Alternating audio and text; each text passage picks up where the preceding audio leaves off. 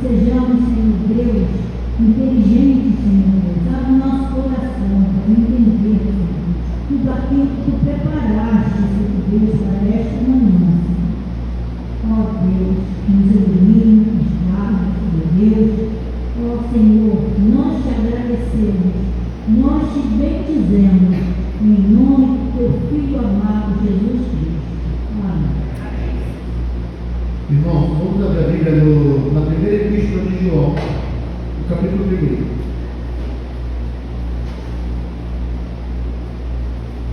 Primeira epístola de João,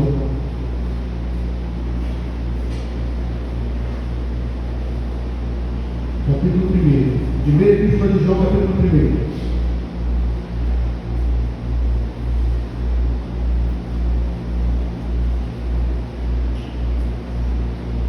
Diz assim a palavra de Deus: o que era desde o princípio, o que temos ouvido, o que temos visto com os nossos próprios olhos, o que contemplamos e as nossas mãos apalparam, com respeito ao verbo da vida. E a vida se manifestou e nós a temos visto, e dela damos testemunho e vou anunciamos a vida eterna, a qual estava com o Pai e nos foi manifestada. O que temos visto e ouvido, anunciamos também a vós outros, para que vós igualmente mantenhais comunhão conosco. Ora, a nossa comunhão é com o Pai e com o seu Filho Jesus Cristo. Essas coisas, pois, vos escrevemos para que a nossa alegria seja completa. Ora, a mensagem que da parte dele temos ouvido e vos anunciamos é esta: que Deus é luz e não há nele treva nenhuma. Se dissermos que mantemos comunhão com ele e andarmos nas trevas, mentimos e não praticamos a verdade.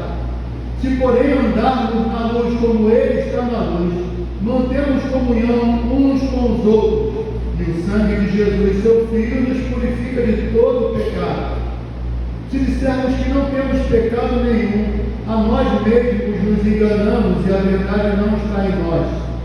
Se confessarmos os nossos pecados, ele é fiel e justo para nos perdoar os pecados e nos purificar de toda injustiça. Se dissermos que não temos cometido pecado, fazemos-o mentiroso e a sua palavra não está em nós. Irmãos,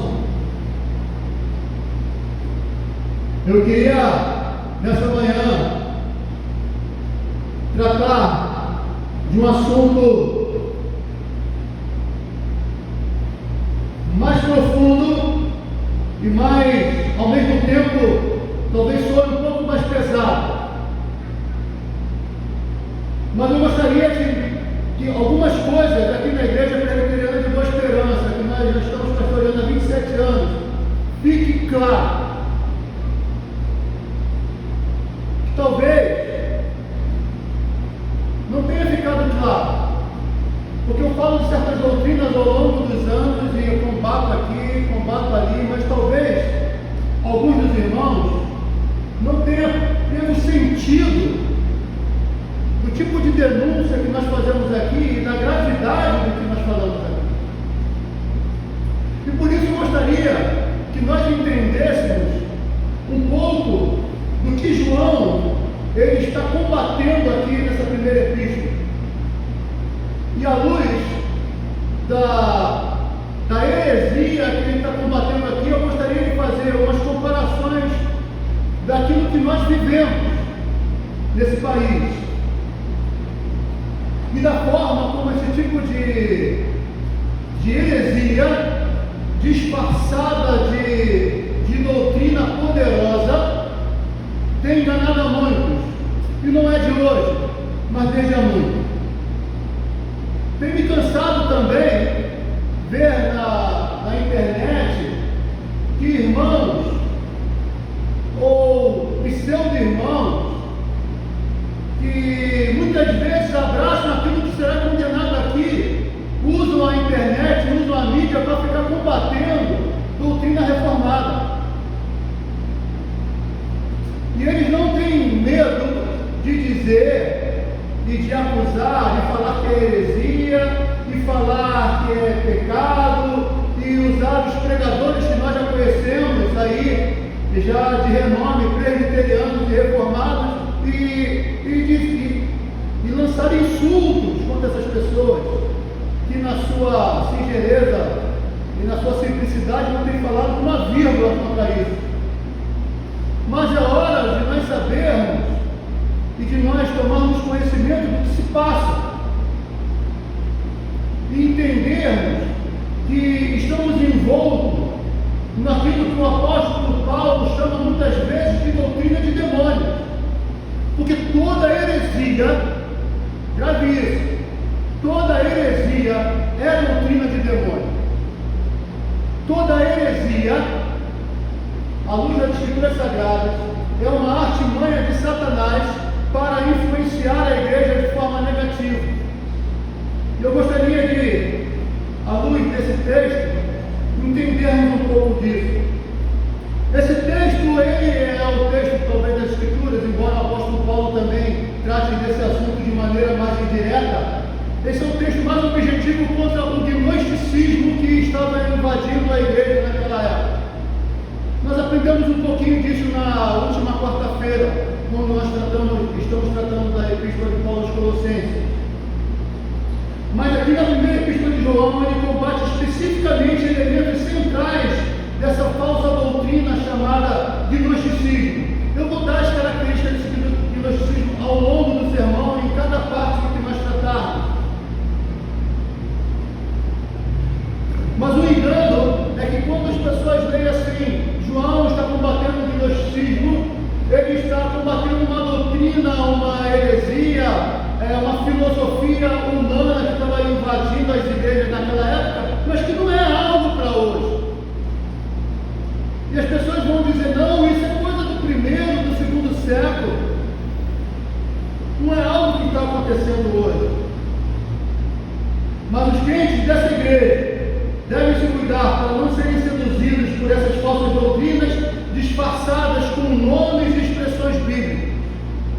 O apóstolo Paulo, lá em 2 Timóteo, ele vai advertir: sabe, porém, isto, que nos últimos dias sobrevirão tempos difíceis, pois os homens serão egoístas, avarentos, jactanciosos, arrogantes, blasfemadores, desobedientes aos pais, ingratos e irreverentes, desafeiçoados, implacáveis, caluniadores, sem domínio de si, cruéis, inimigos do bem, traidores, atrevidos e infatuados, mais amigos dos prazeres que amigos de Deus, tendo forma de piedade, negando-lhe, entretanto, o poder.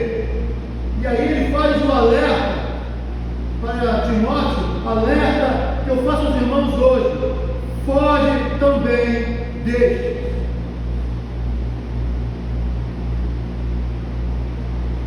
O gnosticismo, ele tinha uma doutrina, uma filosofia que apontava para o desprezo do mundo material.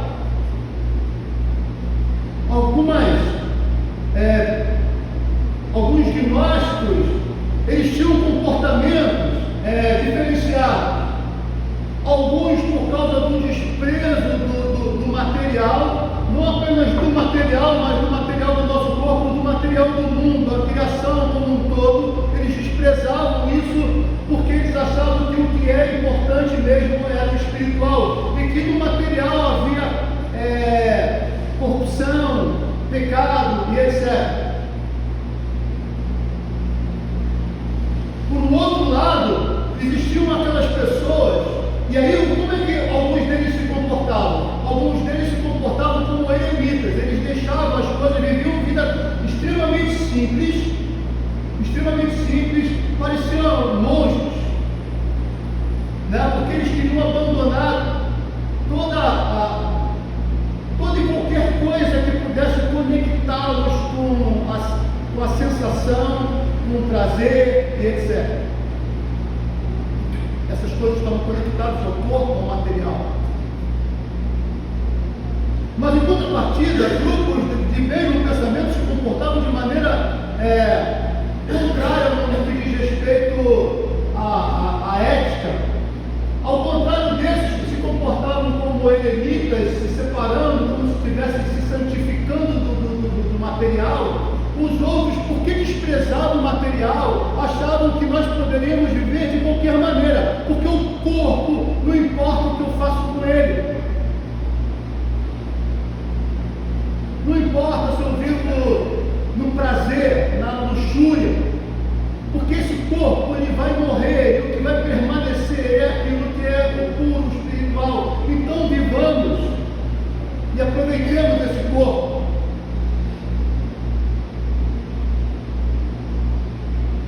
Algumas igrejas hoje demonizam tudo que é associado à cultura e ao mundo material, considerando mal essas coisas mal por natureza.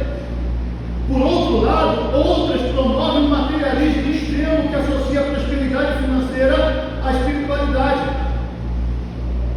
Eu queria dizer hoje que na Bíblia, o crente fiel à palavra de Deus, a criação ainda importa.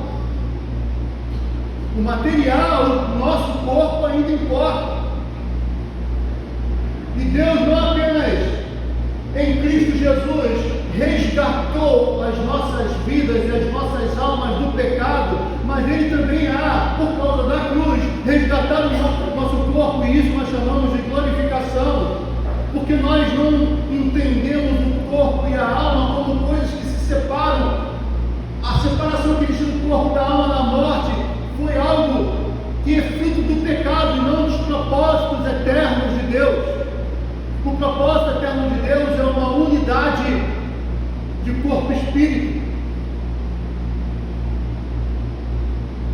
Ambas as posturas, tanto a postura que se isola, como igrejas que se vestem de certas maneiras, as mulheres se vestem de um jeito, se vestem de outro, vive a semana toda dentro da igreja, se isolando porque o mundo é mau, porque as coisas materiais são más, porque o diabo domina a TV, o diabo domina as escolas, o diabo domina a sociedade, o diabo domina o governo, o diabo domina essas pessoas. Ao contrário do que elas pregam, elas entendem que na verdade quem tem o poder sobre o mundo é o diabo. E o outro lado, aquelas pessoas que promovem o materialismo extremo, então, a ponto de nós percebermos que por causa desse tipo de pregação torta, as pessoas acham que podem fazer qualquer coisa e viver de qualquer maneira.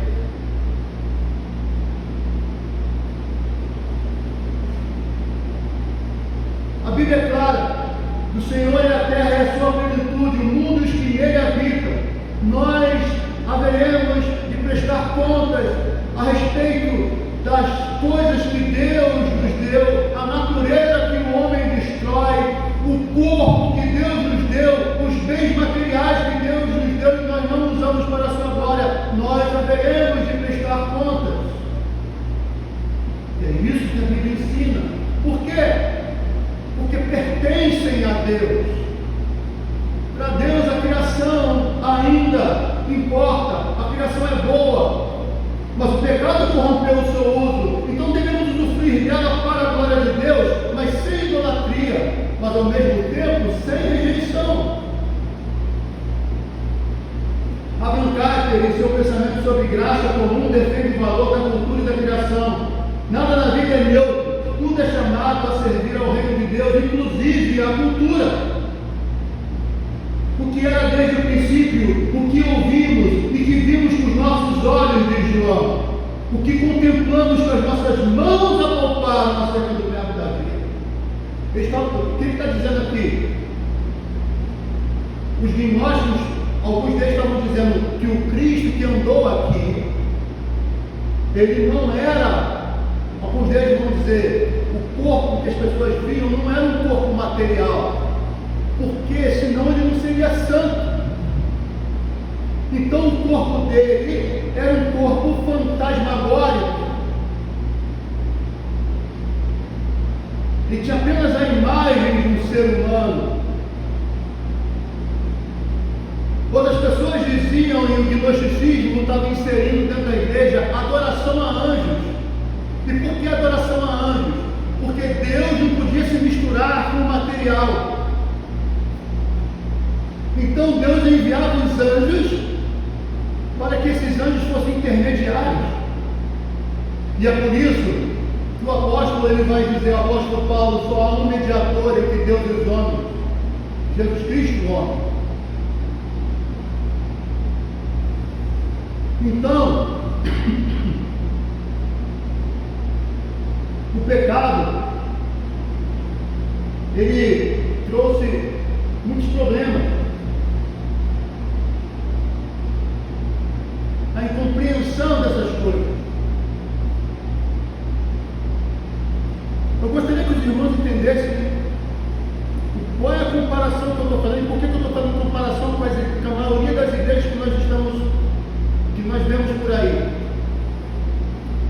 E quando uma pessoa chega e diz que o que ela está ensinando é coisa do Antigo Testamento, é coisa do Novo Testamento, mas ela está se comportando, na verdade, como um gnóstico, a minha denúncia é que eles não estão tirando nada da Bíblia, eles estão tirando de heresias, eles estão dando uma capa de piedade. É isso que eu estou dizendo.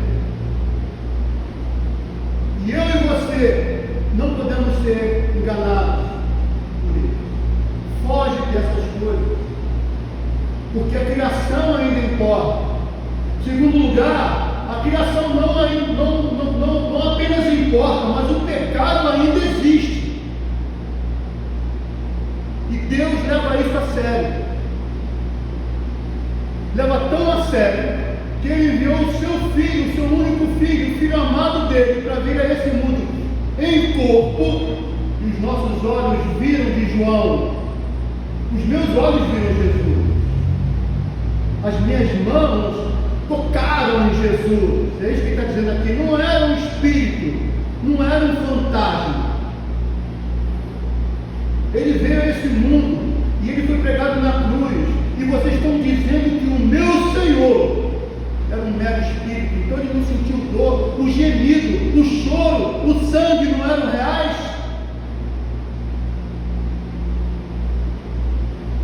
O pecado ainda existe. E Deus leva ele muito a sério. Então, como eu disse, não apenas existe por um lado o desprezo pelas coisas materiais, fazendo com que as pessoas se tornem os crentes eremitas que se isolam da sociedade, mas existe também aquele que existe um desprezo ético e moral do corpo. E João refuta essa noção gnóstica de que o pecado não importa. Se dissermos que não temos pecado, é isso que ele está defendendo aqui, enganando-nos a nós mesmos e a verdade não está em nós. Por que ele falou essa frase? Porque os cristãos hereges que estavam ensinando o gnosticismo estavam dizendo o corpo, ele não é relevante. Então aquilo que fazemos com o corpo não pode ser considerado pecado. Então nós não temos pecado, porque o pecado ele habita no corpo, que é mau. Mas o meu espírito, apesar do meu comportamento maligno, o meu espírito é santo. Aí João vai dizer: não tem pecado. Se dissermos que não temos pecado, nós somos mentirosos. Porque o pecado ainda importa para Deus. Ele leva isso a sério. E aí, uma das características do gnosticismo filosófico que foi influenciou a igreja em grande parte, era o dualismo entre corpo e espírito. Muitos movimentos evangélicos enfatizam uma separação radical entre o mundo espiritual e o mundo material. E isso pode levar a alguns problemas: o desprezo pelo corpo e suas necessidades, a ideia de que toda atividade secular é menos importante que as atividades espirituais. Quer dizer, o que importa é a igreja, mas o meu trabalho se eu sou santo na igreja, porque a igreja é um ambiente espiritual, não importa se eu sou um bandido na minha empresa, não importa, eu sou crente, mas eu piso na cabeça do menor lá no meu trabalho. Eu sou um chefe medíocre, que despreza as pessoas.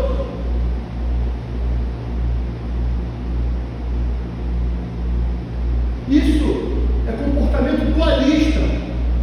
E aí, entre aquelas crises daquelas mulheres, de certos pastores que nós vemos por aí, que elas entram na igreja e depois, isso é uma história, a mulher acabou porque a mulher não quis sair da igreja. E por que ela não quis sair da igreja? Porque eu quero esse marido ali. Eu não quero aquele que chega lá em casa.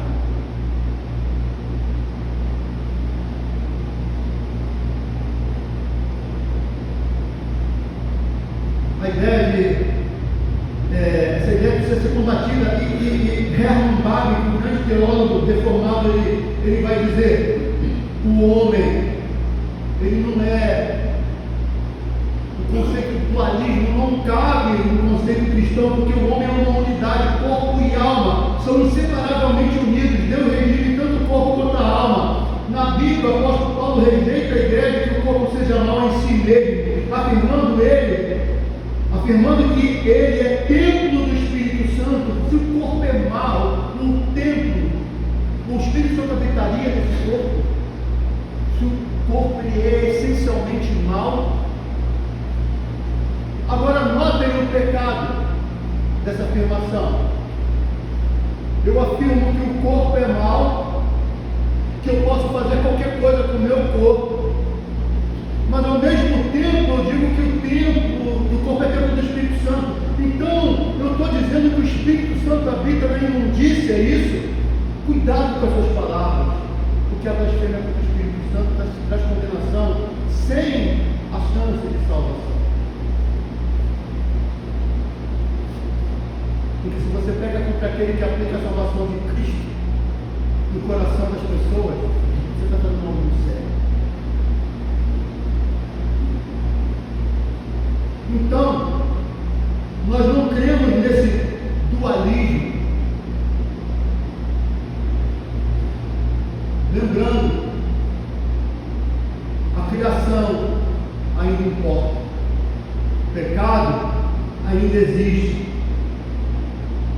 e a Bíblia ainda deve ser obedecida. E eu queria que vocês ficassem mais lá para frente, no capítulo 2, João vai dizer. Porque toda a epístola de João não combate esse gnosticismo. Eu li apenas o capítulo 1, mas o capítulo 2, versículo 4. Aquele que diz, eu o conheço, e não guarda os seus mandamentos, é mentiroso, e nele não está a verdade.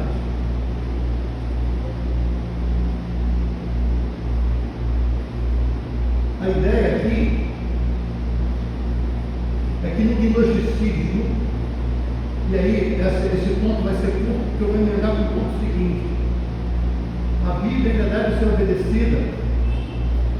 O gnosticismo ele cria que certas pessoas, tá? Isso não apenas dentro do gnosticismo que invadiu a igreja, mas no gnosticismo filosófico externo, era uma religião baseada no mistério. O que era isso? Algumas pessoas específicas tinham o poder de interpretação dos mistérios do mundo. Então essas pessoas, elas tinham essa capacidade especial, segundo eles, de interpretar o mundo e revelar esses mistérios que estão escondidos. Essas pessoas, né, conseguem fazer isso, enquanto outras não conseguem. E essas outras, não é que essas pessoas, se buscarem, não conseguem ser iguais àquelas. Não! Você pode buscar o que for. Se você não for um desses escolhidos, você nunca vai ter essas revelações. Isso se parece com alguma coisa nas nossas igrejas?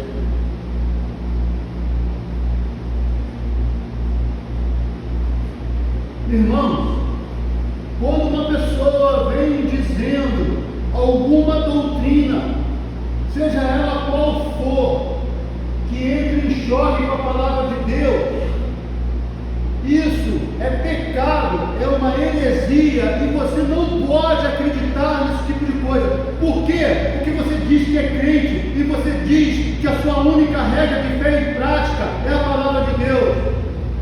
Então vem um crente presbiteriano dizer que ficou impressionado com a revelação do pastor tal.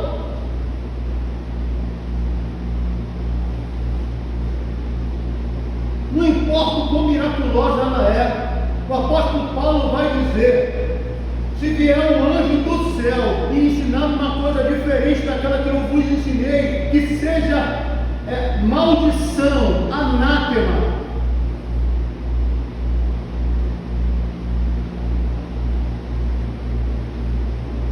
E aí eu emendo nessa história desses seres especiais, essas pessoas que recebem essas revelações, igual recentemente estava compartilhando, acho que foi no estudo bíblico. O cara teve uma revelação, só ele teve essa revelação. E qual foi a revelação que ele teve? Da marca da besta. Como está na Bíblia? Tá. Mas qual foi a revelação que ele teve? Que vai receber a marca da besta na testa quem tem nível superior. Mas quem não tem nível superior vai receber a marca da besta na mão. Eu não sei quem é a besta.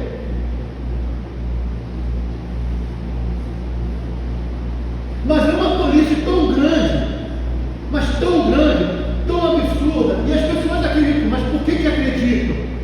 Porque acreditam nessa tolice de que existem pessoas especiais que podem ter revelações especiais, que são os ungidos de Deus. E eu entro no próximo ponto que diz: Jesus ainda é o Cristo, Jesus ainda é o ungido de Deus. Cristo na Bíblia é ungido. Ele é ungido. Jesus. Então, João rejeita a ideia gnóstica de que alguns cristãos têm conhecimento especial e superior. São os ungidões de Deus. Mas, pastor, a Bíblia diz que o Espírito Santo ungiu certas pessoas com capacidade, né, para certas atividades, e para certas funções. Eles foram ungidos pelo Espírito Santo, eles não foram ungidos com óleo. E note bem, você só vai ver pessoas sendo ungidas com óleo no Novo Testamento doentes. Mas recentemente um ungidão desse ungiu o outro e derramou um balde de azeite na cabeça do camarada. No Antigo Testamento, profetas eram ungidos. Por exemplo, Elias ungiu Eliseu. Sacerdotes eram ungidos. No caso de Arão, o óleo que desce sobre a barba, Arão foi ungido sacerdote. E outro que era ungido era o rei. Davi foi ungido pelo profeta, rei de Israel. O profeta era ungido, o sacerdote era ungido e o rei era ungido. Então existe unção. Não, porque essas pessoas prefiguravam o profeta, sacerdote e rei, o Cristo que haveria de vir. No Novo Testamento ninguém recebe óleo na cabeça para ser líder, apenas doentes, e é isso que eles são.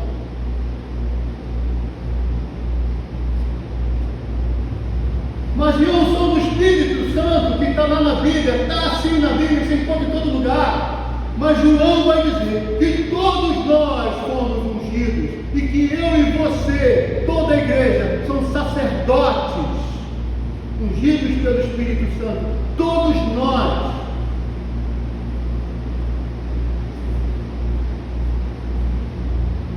Então quando aquela pessoa chega e diz: eu sou um ungido de Deus, e você não deve falar contra o ungido de Deus, porque senão a mão do Senhor vai pesar contra você. Isso é pecado, isso é blasfêmia, isso é erro, está errado. Porque o próprio apóstolo Paulo, que foi escolhido pelo próprio Cristo para ser apóstolo, ele disse que as pessoas, os mais excelentes eram aqueles que ouviram a palavra e conferiram nas Escrituras.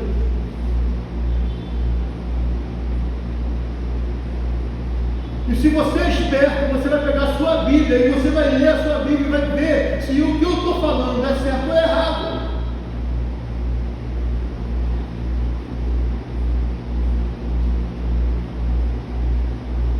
Porque é assim que funciona. Porque a minha palavra, a palavra do Mauro Renato, não é a palavra de Deus. Mas se a palavra que eu estou pregando aqui está de acordo com as Escrituras, ela é a palavra de Deus.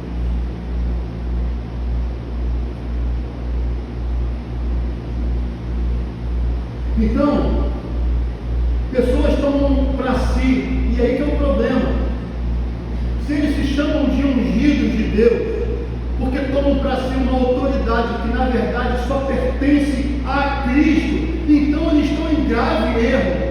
E quando você venera esse tipo de, respeita esse tipo de pensamento de uma pessoa que diz que é um ungido de Deus e que coloca coisas e doutrinas que a Bíblia não ensina, e você fica tremendo na frente de camarada, você não conhece a Bíblia e você precisa crescer no Evangelho, ou precisa se converter, porque você está sendo enganado pelo diabo. Você, repito, você está filmando, você está sendo enganado pelo diabo, se você acredita nessas coisas.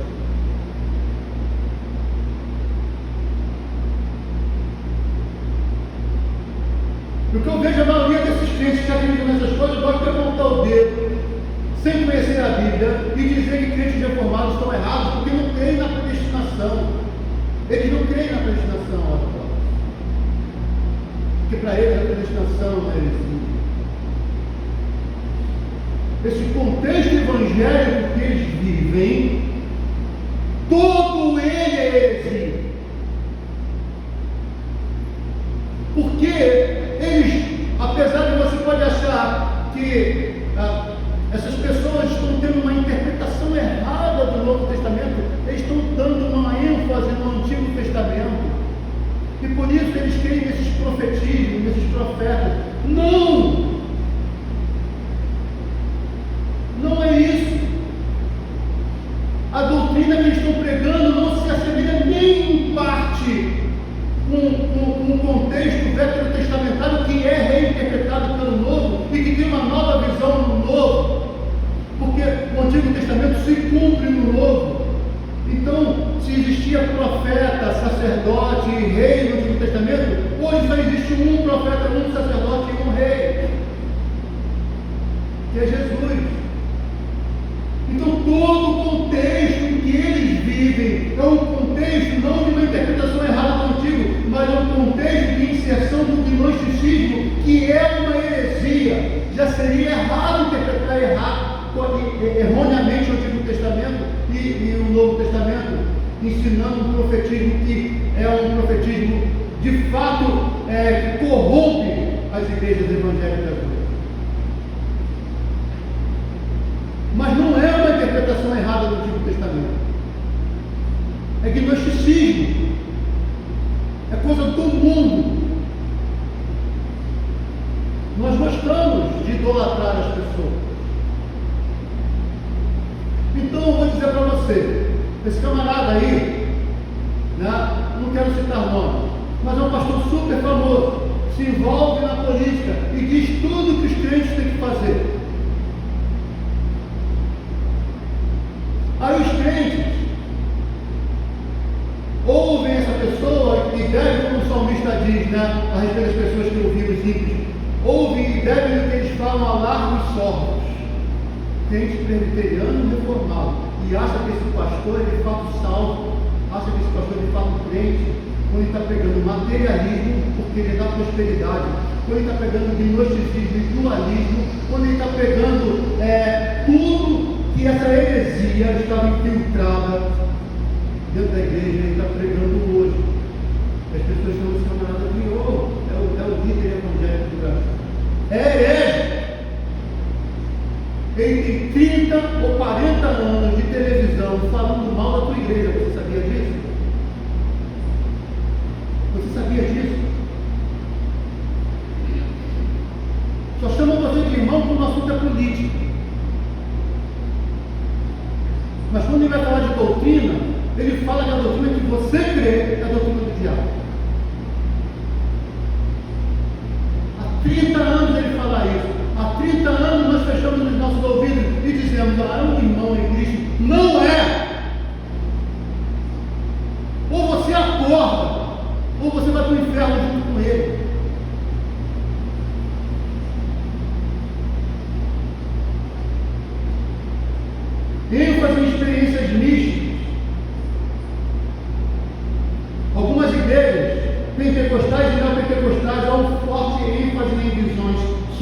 experiências subjetivas, como fonte principal de comunhão com Deus.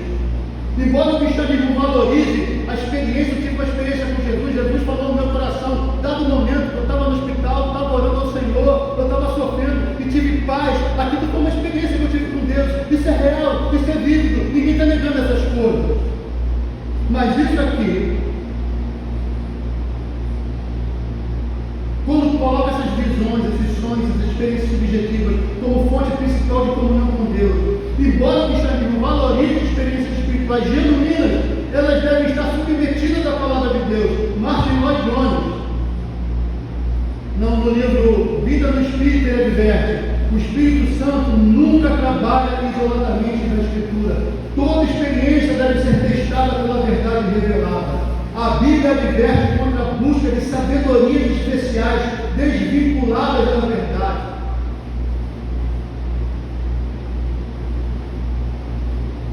O apóstolo Paulo, em Colossenses capítulo 2, versículo 8: ninguém vos engane com filosofias e vãs sutilezas, conforme a tradição dos homens, conforme os rudimentos do mundo, e não segundo Cristo.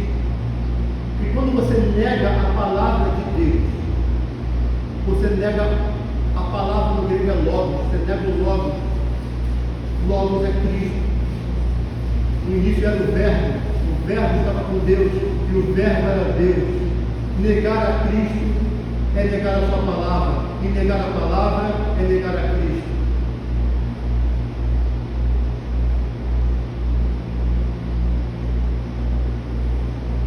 Isso tudo parece, as pessoas vão dizer, mas isso é forçação de barra. Não é.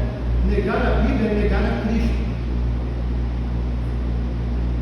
John Stott, no livro A Cruz de Cristo, que é um clássico, se você não leu, leia. Enfatiza a igualdade de todos diante de Deus. Ele diz assim: a cruz elimina qualquer pretensão humana de superioridade. Todos nós estamos igualmente perdidos e igualmente salvos, somente por Cristo. Cristo, porque Jesus ainda é o Cristo, o único Cristo, o único ungido, o único.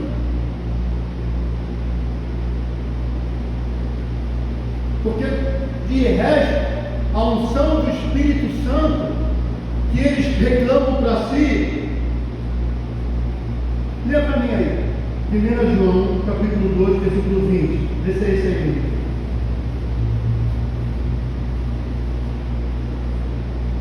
Quem achar pode ler.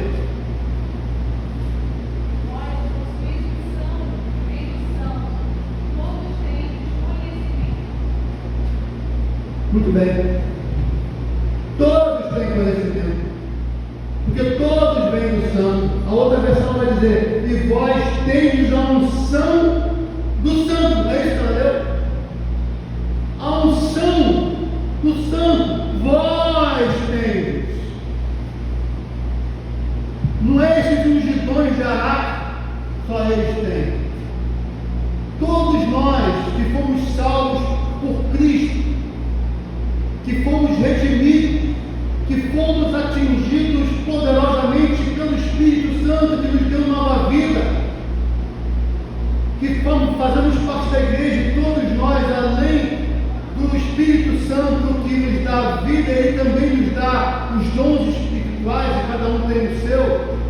Então, ou todos têm a unção do Espírito, ou quando você falar de unção, fale apenas de Cristo. Todos nós somos iguais em Cristo Jesus.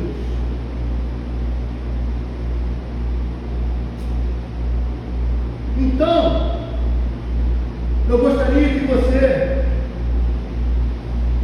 hoje, começasse a estudar mais a sua Bíblia. E toda a Escritura escrita por Deus nos participa.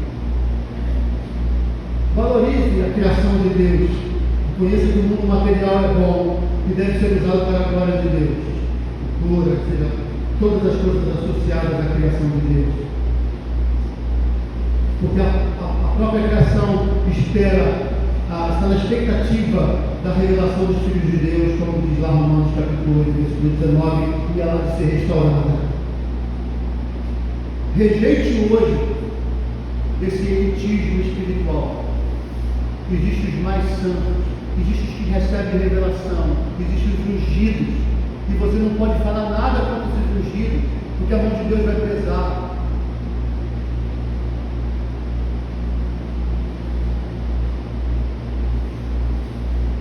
Se você entenda, se a igreja evangélica brasileira, a doutrina dela é essa, a igreja presbiteriana de Boa Esperança, ela está na contramão. E ela não está na contramão desde que eu cheguei aqui. Ela está na contramão desde que ela foi fundada pelo presbítero Bezerra há 50 anos atrás, quando começou lá do outro lado.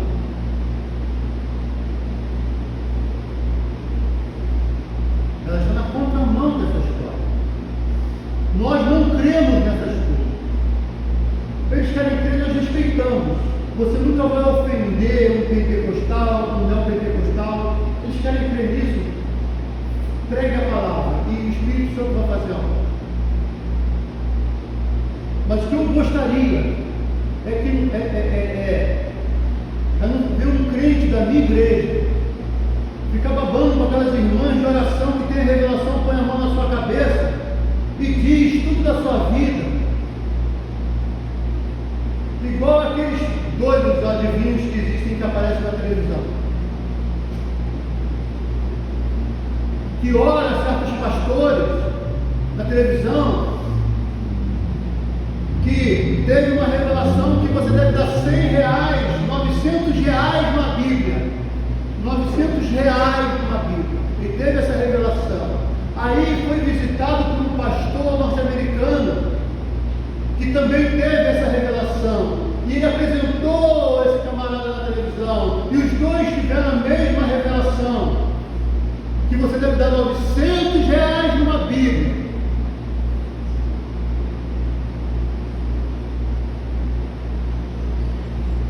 E um crente aqui, presbiteriano, Boa Esperança, está na hora de parar com isso. Está na hora de parar com isso. Sabe, são 27 anos, se você não aprendeu, eu estou pregando ao vento. As professoras daqui, vocês aguentam um aluno que você ensina. 1 ano, 2 anos, 3 anos, 4 anos, 5 anos, o camarada não aprende, não tem problema de cognição, não tem problema nenhum, é saudável, não aprende.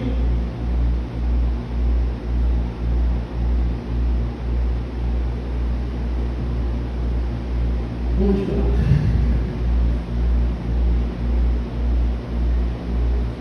O Senhor Jesus Cristo sempre está muito bem. Se você firmar a sua vida na palavra de Deus, se você firmar a sua vida no único ungido real, que é Cristo, você pode ter a certeza que o Senhor Deus está se agradando de você. Esse é meu filho amado, em quem tenho todo o meu prazer. A Ele ouvir. Isso significa que se você ouvir a Jesus, se você ouvir o Evangelho, se você se firmar na Bíblia, o Senhor vai olhar para você lá de cima e vai sorrir. Agora, esquece o que você vê pela televisão. Esquece isso. Que o Senhor te proteja, que o Senhor te guarde. Foge dessas coisas, Paulo. Foge dessas coisas que João também condena na sua vida. Vamos lá. Senhor Deus e Pai, louvado seja o santo nome, Senhor, pela tua bondade, pelo teu amor e misericórdia, pela tua graça. Ó Deus, protege o teu povo. Protege o teu povo com a tua palavra. Que nós sejamos submissos, Senhor, à tua palavra. Se o nosso coração tem sido endurecido, Senhor, e nós não temos ouvido a tua palavra, se o nosso coração tem se enchido de dias, Senhor, ó Deus, quebranta-nos. Que nós saibamos, Senhor, ter discernimento para poder ouvir os pregadores desse mundo. Existem milhares que foram chamados por Ti, que estão pregando fielmente a Tua palavra. Que o Teu povo dê ouvido a esses pregadores. Mas, Senhor, livra-nos, Senhor, de dar ouvidos a esses instrumentos do inimigo. Livra-nos, Senhor. Livra-nos, Senhor, de cair, Senhor, nas artimanhas de Satanás, Senhor, que tem usado a religiosidade para enredar a mundo, Senhor. Que a Tua igreja seja fiel à Tua palavra, às doutrinas das Escrituras Sagradas. Que nós não temamos pregar as Escrituras e que nós honremos ao Teu Santo Filho Jesus Cristo a todo momento, Senhor, porque nós sabemos que a nossa salvação não vem de nós mesmos, mas é pela obra maravilhosa do Teu Santo Filho, que levou a efeito os Teus planos eternos antes mesmo da fundação do mundo. Ó Deus, glorifica o Teu nome dessa igreja. Nós clamamos em nome de Jesus. Amados, colocando de pé, o Senhor nos chama a dedicação de vidas. Depois de ouvir as palavras que foram pregadas, nós nos mantenhamos firmes no propósito e na adoração ao Senhor. O Senhor nos chama a dedicação de vida no livro de Coríntios, capítulo Coríntios 9, de 7 a 9, onde ele nos diz assim: cada um contribua segundo o propósito do coração, não com tristeza ou por necessidade, porque Deus ama a quem dá com alegria. Deus pode fazer abundar em toda graça, a fim de que, tendo em sempre e em tudo ampla suficiência, superabundância em toda boa obra, como está escrito: distribuiu aos pobres, a justiça permanece para sempre.